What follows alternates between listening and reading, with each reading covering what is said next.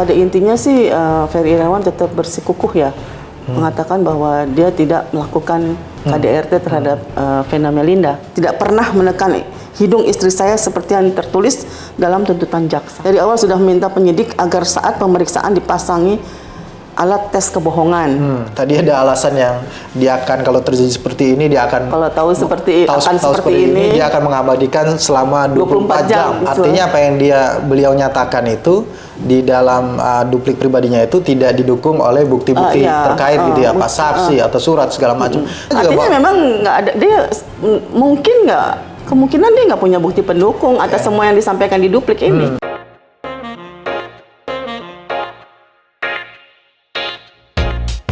Assalamualaikum warahmatullahi wabarakatuh. Waalaikumsalam warahmatullahi wabarakatuh. Kembali lagi di YouTube channel Halo Pengacara. Apa kabarnya sahabat Halo Pengacara? Semoga baik-baik saja ya. Dan pada kesempatan kali ini kembali Halo Pengacara akan memberikan informasi dan juga ulasan hukum terkait dengan isu-isu yang sedang viral di masyarakat yang menjadi perbincangan hangat baik di media sosial dan media massa. Bersama Bu Silviani Abdul Hamid, pada kesempatan kali ini kita kembali akan memberikan update terkait dengan persidangan perkara dugaan KDRT yang melibatkan Mas Ferry Irawan di Pengadilan Negeri Kota Kediri, yang pada kesempatan hari sebelumnya itu sudah ada persidangan dengan agenda pembacaan duplik gitu ya dari pihaknya Mas Ferry Irawan. Tapi sebelum kita lanjut, jangan lupa dukung terus Halo Pengacara, subscribe YouTube channel Halo Pengacara dan nyalakan loncengnya supaya terus mendapatkan update video-video terbaru dari Halo Pengacara. Bu Silvi, kan beberapa hari lalu, sehari yang lalu kalau tidak salah itu, ada sidang pembacaan duplik dari pihaknya Mas Ferry Irawan ya terhadap replik yang sudah dibacakan oleh jaksa penuntut umum dalam persidangan sebelumnya. Nah, poin-poin yang disampaikan oleh Mas Ferry, kubunya Mas Ferry Irawan itu apa, Bu? Dan duplik itu apakah hanya diajukan oleh pengacaranya saja atau juga dengan Mas Ferry sendiri gitu? Ya, dupliknya itu menurut media yang saya baca ya, Jawa Pos itu dikatakan bahwa baik PH-nya, kuasa hukumnya maupun Ferry Irawan dua-duanya menyampaikan. Oh, ada dua berarti ya. Jadi ada dua duplik, duplik pribadi dari Mas Ferry dan duplik dari kuasa hukumnya ya, Bu ya. Poinnya apa, Bu? Kalau kuasa hukumnya sih masih sama seperti pembelaannya ya. Bahwa dia meminta, kuasa hukumnya meminta kepada majelis hakim untuk membatalkan tuntutan dari JPU. Ya, kalau nggak salah kan kalau dari pledoinya yang kalau dibilang sama dengan pledoinya berarti kan pertama dia mereka minta supaya penerapan pasalnya kan di pasal 44 ayat 4 ya, KDRT ringan gitu ya, dan minta petitumnya dibebaskan atau diringankan hukumannya gitu ya, kalau tidak salah, kalau tetap dengan pledoi itu ya, Bu ya, berarti seperti itu, Bu ya. Ya, menurut di media ditulis seperti itu. Dari Mas Ferry Irawan pribadi apa, Bu, poin-poinnya? Ya, pada intinya sih Ferry Irawan tetap bersikukuh ya, mengatakan bahwa dia tidak melakukan KDRT terhadap Vena Melinda. Bahkan dia mengatakan dia tidak, sekali lagi tuh sering kan dia nyampaikan, dan kali ini juga dia sampaikan bahwa dia tidak melakukan hidung Vena Melinda sebagaimana yang tertulis di BAP ya. Terus apalagi ya, terus ada juga dia mengatakan sejak awal dia minta kepada penyidik untuk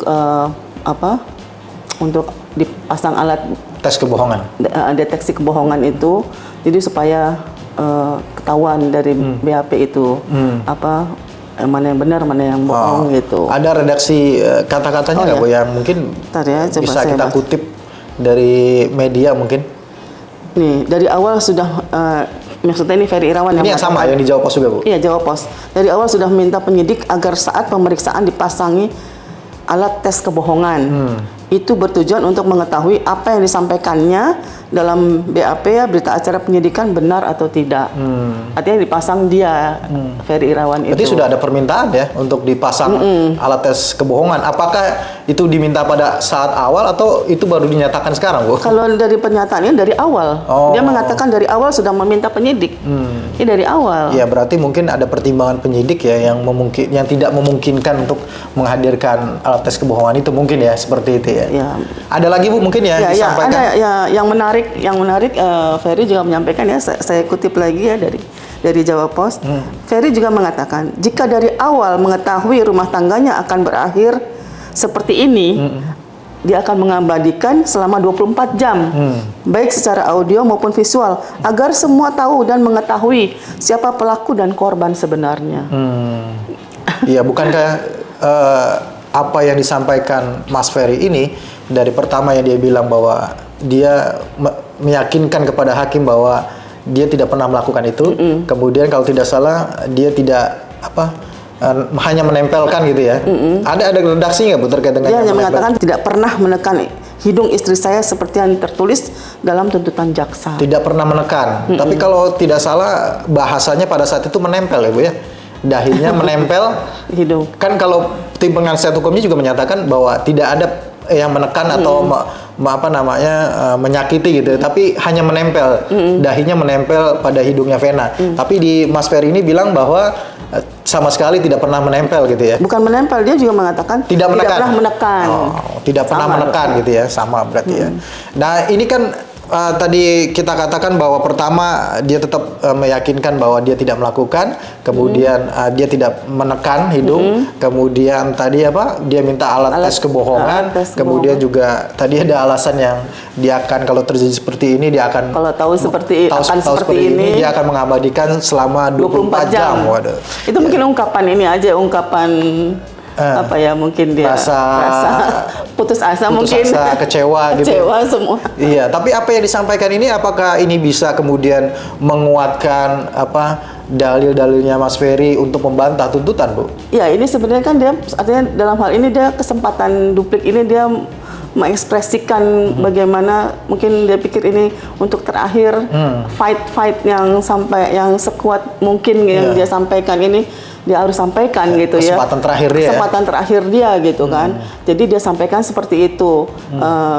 Tapi kan masalahnya bukti-buktinya nggak ada kan.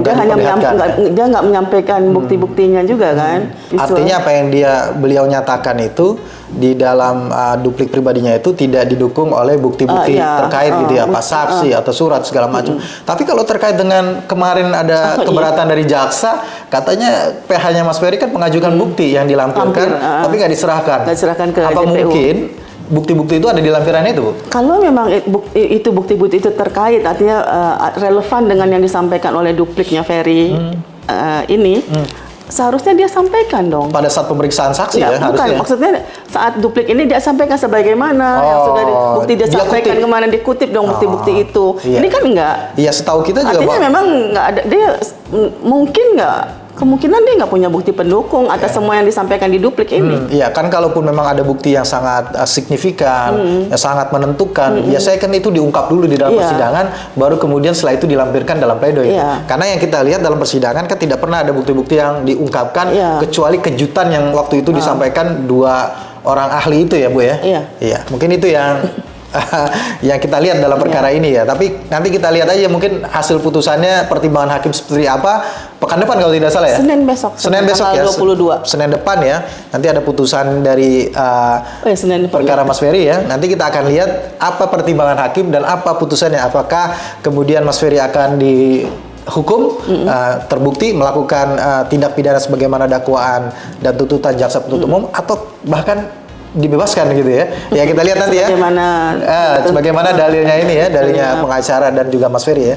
Ya kita lihat nanti hari Senin, dan kita akan kembali memberikan ulasan hukumnya setelah nanti putusan insyaallah ya. Mudah-mudahan tidak ditunda ya putusannya gitu ya. Ya baik Bu Sylvie, terima kasih atas waktunya dan ulasannya, dan terima kasih juga sahabat Halo Pengacara yang sudah menonton ulasan ini sampai dengan selesai. Jangan lupa terus dukung Halo Pengacara dengan memberikan like, comment, share, dan subscribe YouTube channel Halo Pengacara. Nyalakan lonceng supaya terus mendapatkan notifikasi video-video terbaru dari Halo Pengacara. Sekali lagi terima kasih. Salam Halo Pengacara. Assalamualaikum warahmatullahi wabarakatuh. Waalaikumsalam warahmatullahi wabarakatuh.